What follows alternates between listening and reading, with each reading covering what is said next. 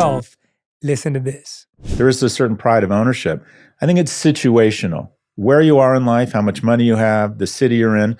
But buying a home is meant to be an enhancement to your life. It's not a suicide pact, and it may not be right for everybody. Yeah, I think what it gave people as a symbol was something to pursue, right? We started talking about you go to college, you get a degree, you get a job, get married, you get a house, you have kids. Like it became one of those tentpole things. Right. And so now when you take it out, it's almost like what should people be pursuing, right? If you got married, you got a good job, you're working, you're with your partner, it's almost like people think they have to pursue. It's almost like the assumption that you have to have kids. It's the same assumption of, oh, well, we have to buy a house. Yeah. So what should people pursue instead financially when it comes to financial security?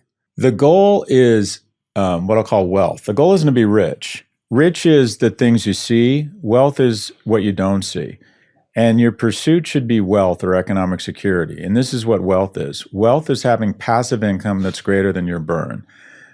Two examples. I have a buddy who runs M&A for a bulge bracket investment bank, makes between $3 and $10 million a year, depending upon the market.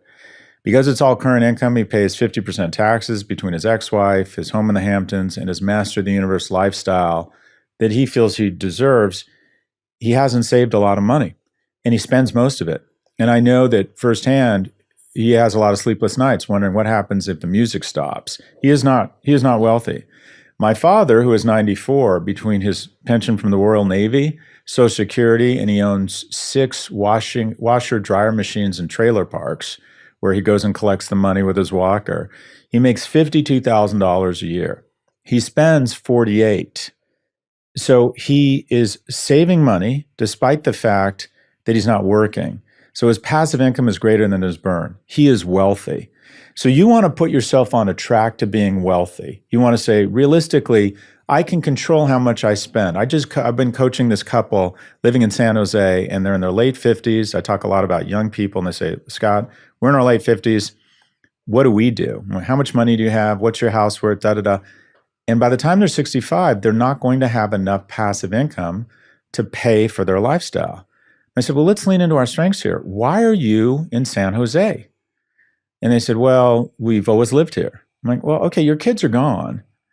And you just mentioned that you go to Costa Rica twice a year. Why wouldn't you try and cut your burn 40% and move to Costa Rica and take that economic pressure away and sell your house here? I think your kids would love to come visit you in Costa Rica. So the question is, put yourself on a path using basic math and what you really think you're going to need in terms of passive income, such that at some point, ideally, it's by the time you're 40. It's usually not, but it needs to be by the time you're 65 or 70, because that release of economic anxiety frees you up to focus on what is really important, and that is deep and meaningful relationships. So the reason why I am so much happier over the last 10 years than I was kind of the first 45 years of my life is that economic stress was always there for me. I was raised by a single immigrant mother who lived and died a secretary. I felt like there was a ghost following us around telling us we weren't worthy because we didn't have money. Between college, student loans, the dot bomb crash, and the great financial recession, I just never had enough money to have passive income such that I was done. Most people, and a lot of people never get there. I got lucky. I sold my last company about 10 years ago for a lot of money. Now, unless I really screw up again, which I've done a couple times, I can focus on my relationships. The resting blood pressure of a child in a low-income home is higher than the resting systolic blood pressure of a kid in a middle or upper-income home. I think the majority of divorces are not a function of infidelity or a lack of shared values. It's those things, one or more of those things might happen, and then the incendiary on it is financial stress. 2/3 plus of divorce filings are from women. And we don't like to say this because we like to assume all men are predators and all women are virtuous. But when a man is under financial stress, the reality is he becomes less attractive as a mate. And that can lead to real stress in the relationship.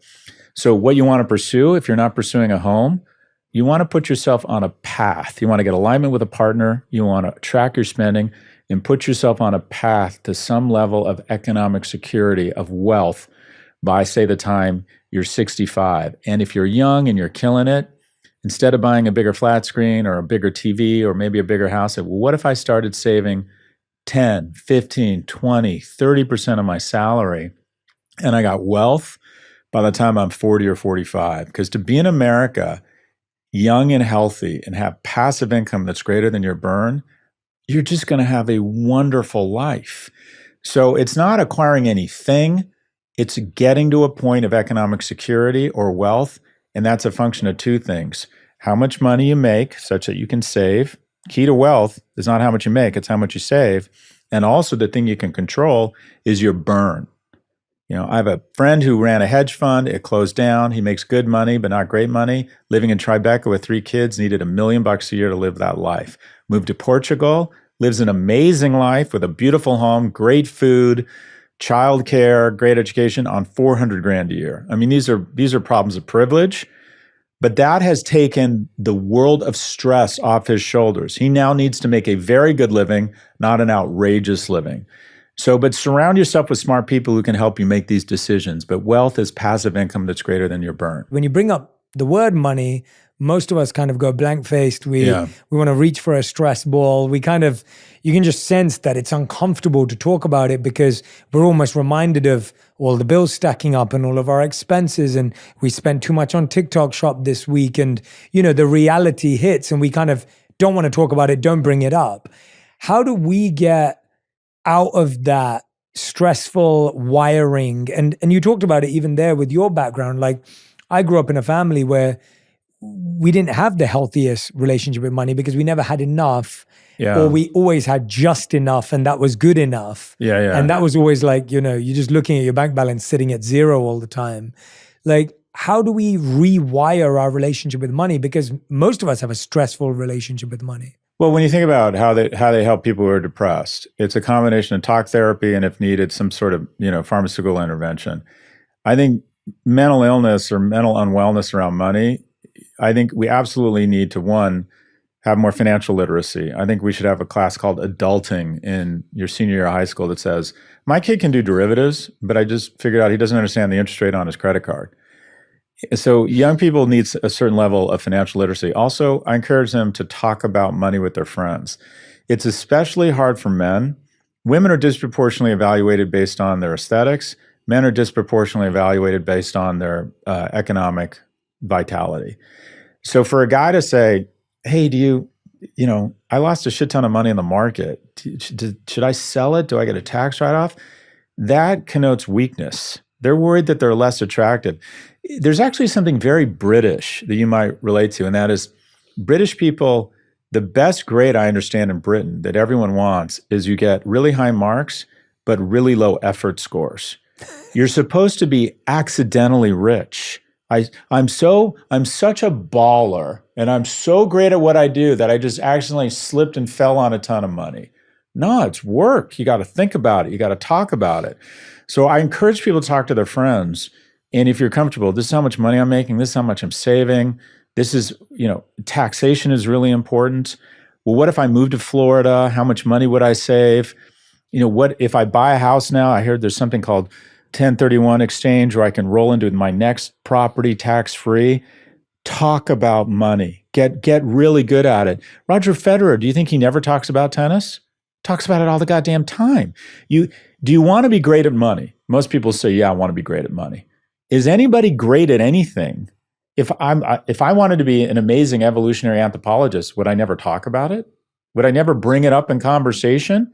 Would I never want to talk to other people about evolutionary anthropology? If you want to be good at money, put down the facade and start talking to people about their investments, how much money they make, what they do with their money, how they save money, what they do to try and limit their spending. I talk about stoicism. See if you can find a practice where you get reward or a dopa hit from exercise or relationships. Gamify saving money. My junior year at UCLA, I was in a fraternity with mostly wealthy Jewish kids from the Valley, and there were 5 or 6 of us out of 120 guys, and everybody knew who we were. We didn't have any money. We were always late on our house bills. Everyone knew, oh, those are the poor kids, right? And one summer, we all lived in the same apartment building, and we gamified saving money. And we had a whiteboard. and we literally made a game out of it. In the summer of 1985, I survived for 12 weeks on $78 a week, including rent. Because if I didn't save $3,000 by the fall, I wasn't going back for my senior year in college because I didn't have wealthy parents. And if you can gamify saving money with a partner, especially a romantic partner that you can be totally transparent with, God, that's powerful. We're building something. We're going to save a ton of money. Can we save $5,000 or $7,000 this year together? And it's going to be $8,000 next year. And then it's going to be $9,000. And with compounding in 5 or 6 years, which will go really fast, we have 60, 80, 100 grand. And having kids is, I think, the most rewarding thing it has been for me. I didn't plan to have kids, but it was having kids with someone else and raising what feel like pretty good citizens. But a close second was building economic security with someone else. We had total alignment, right? We're going to save. We were transparent around our expenses. We were generous with each other. Oh, no, you should do that. There's a very unhealthy dynamic sometimes in relationships. And this is sexist, but I found it to be true, where the dude uses money to control his spouse, and the spouse turns it into a game of how much money she can spend without him knowing. And fortunately, that's getting flipped a little bit, or it's equalizing because women are doing so well. Women under the age of 30 are making more money in urban centers, more single women own homes. But there's still, in my generation, this very weird dynamic between the sexes and money. But going back to your original question, talk about it, understand it. If you want to be good at it, you got to get literate at it. And you want to bring it up with your friends, and you're going to start learning. I spend 4 hours a week probably talking to other people about my economic well-being, what tax loopholes there are, where I should be investing. I have a lot of real estate. When interest rates come down, at what point do interest rates get low enough where I should be pulling a second out and putting it in the market, knowing if I have a 10-year mortgage over 10 years, the market's usually up about 7 to 9% a year. Does that make sense, right? Think about it all the time. You're the average of your 5 friends. You've seen that study, body mass, politics, sports teams.